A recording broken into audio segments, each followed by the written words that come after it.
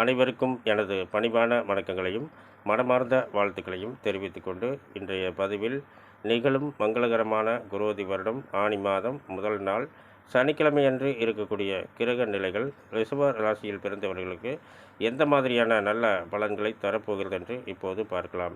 ரிஷப ராசியில் பிறந்தவர்களுக்கு பார்த்திங்கன்னா, உங்களுடைய ஜென்ம ராசியிலேயே உங்கள் ராசிக்கு 8ஆம் இடத்துக்கும் 11ஆம் இடத்துக்கும் அதிபதியாகிய தனகாரகன் என்று சொல்லக்கூடிய குரு பகவான் உங்கள் ஜென்ம ராசியில் சஞ்சாரம் பண்ணுறாருங்க. அது மட்டும் இல்லாமல் 3 இடங்களை பார்க்குறாருங்க. 3 இடங்கள் எந்த இடம் அப்படின்னு பார்த்தீங்கன்னா, முதல் பார்வையாக 5ஆம் இடத்தையும், 2வது பார்வையாக 7ஆம் இடத்தையும், 3வது பார்வையாக 9ஆம் இடத்தையும் பார்க்குறாருங்க.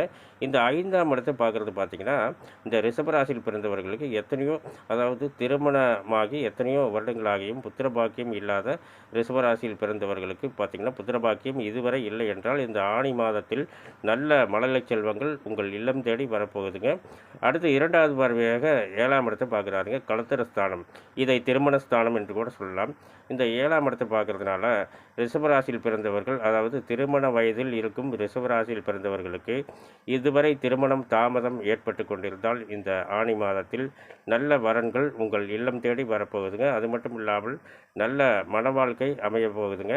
அடுத்ததாக பார்த்திங்கன்னா, இந்த 9ஆம் இடத்தை பார்க்குறாங்க.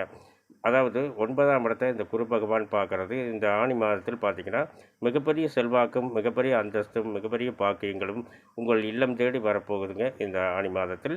அடுத்ததாக பார்த்திங்கன்னா, 2ஆம் இடம். இந்த 2ஆம் இடத்தில் பார்த்திங்கன்னா, 2ஆம் இடத்துக்கு அதிபதியும் 5ஆம் இடத்துக்கு அதிபதியும் புதன் பகவான்.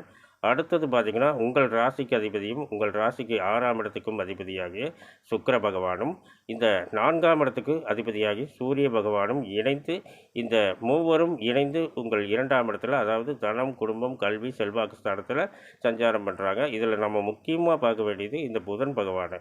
இந்த புதன் பகவான் ஆட்சி பெற்று இருப்பது, புதன் திசை இப்பொழுது உங்களுக்கு நடந்துன்னு வச்சுங்களேன். இந்த ஆனி மாதத்தில் பார்த்திங்கன்னா, மிகப்பெரிய செல்வாக்கும் மிகப்பெரிய அந்தஸ்தும் உங்கள் இல்லம் தேடி வரப்போகுதுங்க. அடுத்ததாக பார்த்திங்கன்னா, 3ஆம் இடத்துக்கு அதிபதியாகி சந்திர பகவான் 5ஆம் இடத்துல கேது பகவானோட சஞ்சாரம் பண்ணுறாரு. இந்த இருவரையும், அதாவது கேது பகவானையும் சந்திர பகவானையும் இந்த குரு பகவான் பார்க்குறாருங்க.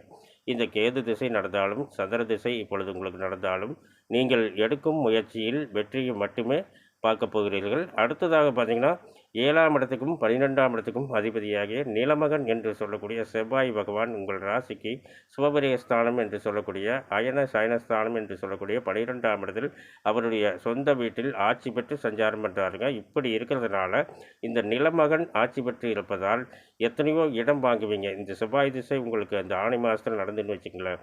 எத்தனையோ இடம் வாங்குவீங்க, வீடு கட்டுவீங்க, கிரக பிரவேசம் பண்ணுவீங்க, எத்தனையோ தொழிற்சாலைகள் கட்டுவீங்க, எத்தனையோ பேர்த்துக்கு வேலை வாய்ப்புகளை தருவீங்க. இந்த மாதிரிலாம் எத்தனையோ குடும்பங்கள் உங்களால் பசியார போகுதுங்க. இந்த மாதிரியெல்லாம் ஒரு நல்ல பலன்களே இந்த ஆனி மாதத்தில் நடக்க போகுதுங்க. இதை அடுத்து பார்த்திங்கன்னா, பாக்கியஸ்தானத்துக்கும் ஜீவனஸ்தானத்துக்கும் அதிபதியாகிய, அதாவது 9ஆம் இடத்துக்கும் 10ஆம் இடத்துக்கும் அதிபதியாகிய ஆயுள்காரகன் தொழில்காரகன் என்று சொல்லக்கூடிய சனி பகவான் உங்களுடைய ஜீவனஸ்தானத்தில் 10ஆம் இடத்தில், அதாவது கேந்திரத்தில் சஞ்சாரம் பண்ணுறாருங்க ஆட்சி பெற்று. இப்படி இருக்கிறதுனால இந்த சனி திசை உங்களுக்கு இந்த ஆனி மாதத்தில் நடந்துன்னு வச்சுக்கல, எத்தனையோ வேலை வாய்ப்புகள் உங்கள் இல்லம் தேடி வரப்போகுதுங்க.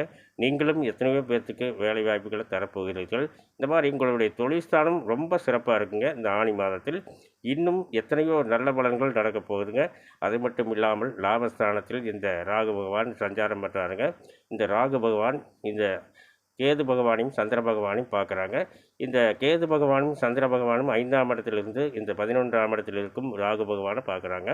இந்த ராகு திசை உங்களுக்கு இப்போ நடந்துன்னு வச்சுங்களேன், நீங்கள் செய்யும் தொழிலில் மிகப்பெரிய லாபத்தை மட்டுமே பார்ப்பீர்கள் இந்த ஆனி மாதத்தில். இன்னும் எத்தனையோ நல்ல பலன்கள் நடக்கப் போகுதுங்க இந்த ரிஷபராசியில் பிறந்தவர்களுக்கு. மேலும் இந்த ரிஷபராசியில் பிறந்தவர்கள் அனைவரும் எல்லா செல்வங்களையும் பெற்று நலமோடு வாழ வேண்டுமென்று அந்த ஆண்டவனை வணங்கி வாழ்த்துகின்றேன். மேலும் இந்த பதிவை பார்த்து கொண்டிருக்கும் அனைவரும் எனக்கு மிகப்பெரிய ஆதரவை தருவீர்கள் என்று நம்புகின்றேன். மேலும் விவரங்கள் அறிய என்றும் புலிப்பாணி என்ற ஜோதிட தலைப்பை பாருங்கள். நன்றி, வணக்கம், வாழ்த்துக்கள்.